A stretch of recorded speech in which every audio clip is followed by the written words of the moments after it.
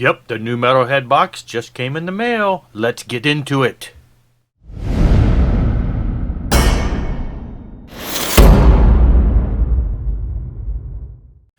Alright, so here it is. This is the Metalhead box that has finally made it here. Now, for those of you, of course, if you haven't seen the previous videos or don't know what the Metalhead box is, real briefly, it is a monthly subscription service. You choose which type of music. You can get various genres. I choose traditional metal and or power metal as my secondary. You can get CD boxes, you can get vinyl boxes, you can get with and without t-shirts. Basically, they send you they curate music based upon those styles, and they send you whatever one or two items, whichever you have chosen. And then there are extras in there, pins. We've seen pins and buttons and patches and things along that line. So it's just some little things they throw in there, and it's just kind of a new way to discover music that maybe I wouldn't discover. And so far I've discovered quite a few bands that I didn't even know about, probably never would have purchased on my own, that all of a sudden show up on my doorstep. The fee is not that bad. They come from Canada, so there is some additional shipping there for us in the US. But honestly, when I look at it and compare the fact that I'm getting 2 records plus some goodies plus shipping, the price is really not exuberant. It's about what you normally pay for these type of records. And like I say, I have discovered some new music in the past that I probably would never have known about if it had not been for that. I usually, because people get these at different times all over the US, and of course the closer to Canada you are, or if you're in Canada, you'll get them a lot quicker. And I tended in the past to watch people unboxing videos. Now most everybody that I've seen that does an unboxing video tend to have CD boxes or extreme metal boxes. So I know that musically they never have anything that I'm going to get. So it doesn't usually spoil what I'm going to get. And so I did not this month watch any unboxing videos. I don't know what the extras are, though I did hear somebody mention one on a Facebook group as far as what they wanted to trade. So I kind of have an idea that there may be a mask in here. Other than that, this is going to be a total surprise. I did not look into it this month at all, like I had in previous months. So let's crack this open and see. All right, I'm going to grab the first thing that's on the top here. All right, yes, this is okay. And had this been a different design, I might be more likely to wear it. But it's one of those face shields you wear around your neck, and you pull it up, I guess, as a mask. And it's got the Venom goat's head on there. Had it been just a logo without the pentagram and stuff, I might have worn it, but I don't know. Pretty neat. I have one of these face shield things, not necessarily because of the COVID stuff, but mainly because when we walk our dog in the morning, it just kind of keeps the wind from really freezing. So yeah, there you go. That's one of the extras there.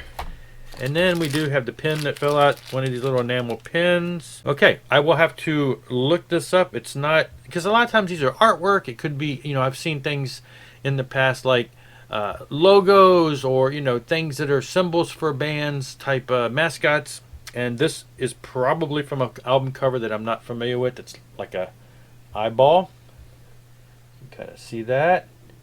So, I will look it up. Maybe you'll answer it in the notes in the comments below a lot quicker than I find the answer. But anyway, and see, I got this new board here, which I started a week or two ago, and I've got some of the previous pins here that I've got collected on here, and so I can add this to it. Plus, I've been adding stickers and things along that line. So this is what I got this for, was pretty much to start using to hold these up.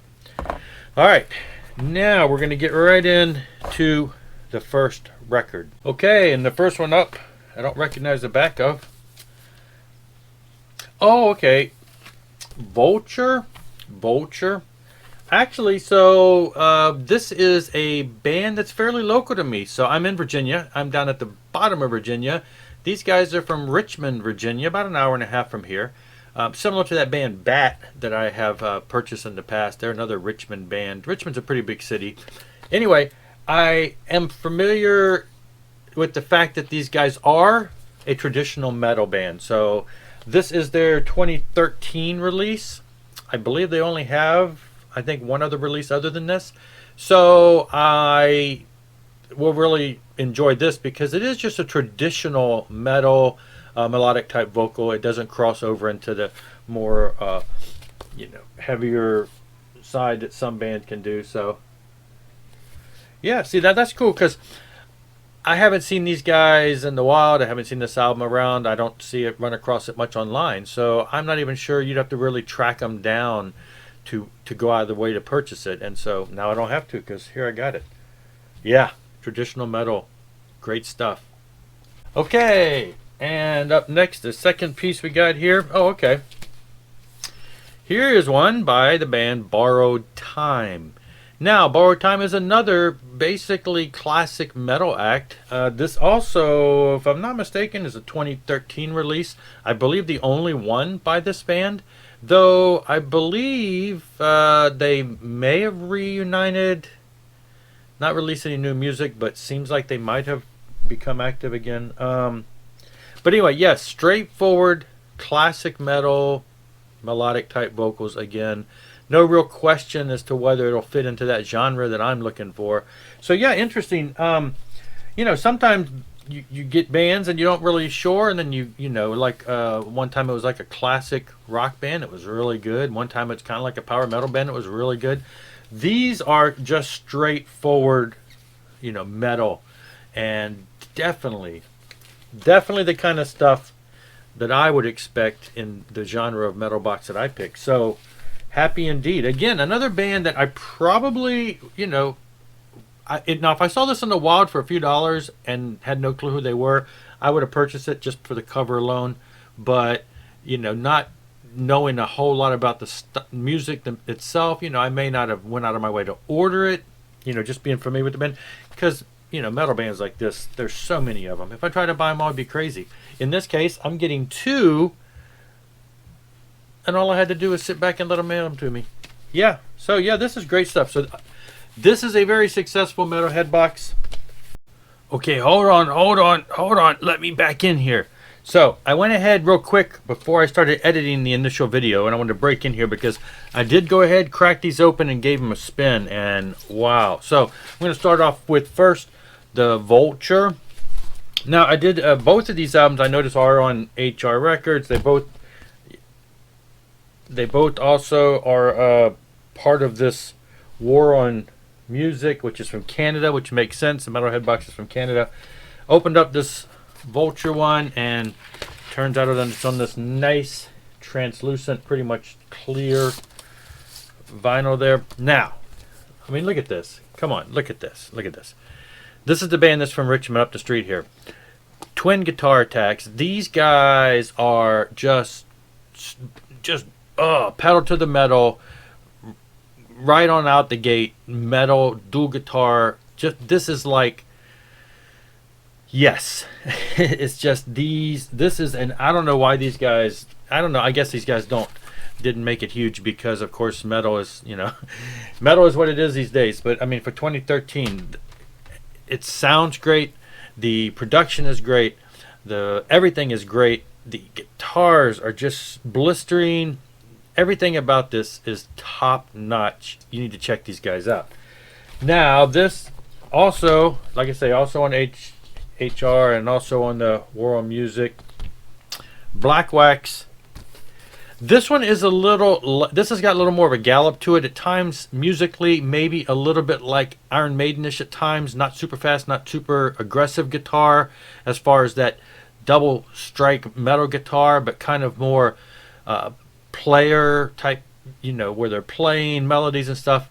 Now, the vocalist on here sounds a little more operatic. He's got the higher range voice.